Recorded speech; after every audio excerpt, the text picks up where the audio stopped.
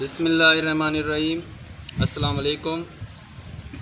असी भट्टी नौजवान इतिहाद सूबा सिंध जा सीनियर अगवान इंस्पेक्टर ख़ालिद भट्टी साहिब ते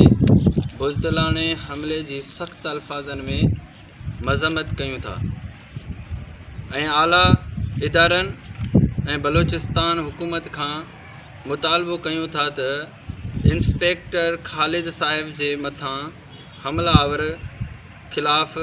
सख्त कानूनी कार्रवाई कई वञे ऐं उन्हनि खे अदालत जे कटहरे में आणे करे उन्हनि खे इबरतनाक सज़ा ॾिनी वञे,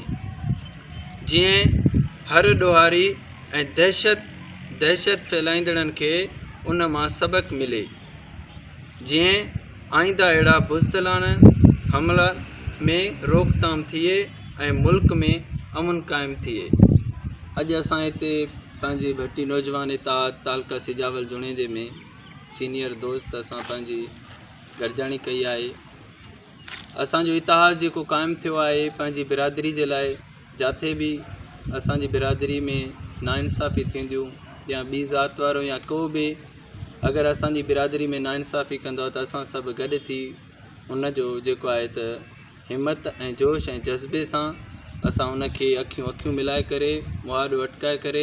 असांजी क़ौम जेका दिलेर आहे उहा हर वक़्तु जवाबु ॾियण लाइ तयारु आहे। असां इहो जेके बि असांजा इन पाकिस्तान में असांजे मुल्क में पंहिंजी बिरादरी जा जेके बि दोस्त रहनि था, असां उन्हनि खे इहा बि अपील कयूं था त जिथे बि पाकिस्तान जे कहिड़े बि इलाइक़े में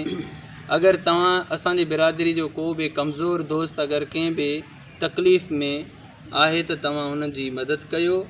ऐं उन्हनि जो पैगाम तव्हां वसार दोस्त जेके तव्हांजा बिरादरी जा आहिनि या आला इदारनि ताईं पहुचायो, जीअं असां पंहिंजी बिरादरी जो सही तरीक़े सां दिफ़ा करे सघूं। ऐं असांजो इहो पंहिंजी बिरादरी सां वचन आहे त हमेशह असां ज़ालिमनि जे ख़िलाफ़ु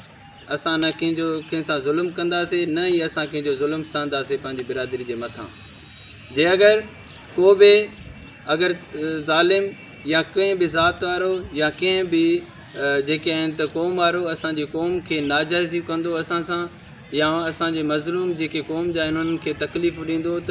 असां हर वक़्तु उन्हनि जो दिफ़ा करण बि ॼाणूं था ऐं उन्हनि सां गॾिजी हूंदासीं। हर वक़्तु असां कानूनी कार्रवाई कंदासीं इंशाअल्लाह, हथ में ॾेई करे पंहिंजी क़ौम खे पाकिस्तान जी हर हिसे ताईं असां जेको आहे त गॾु करे ऐं पंहिंजी क़ौम जो गॾिजी दिफ़ा कंदा।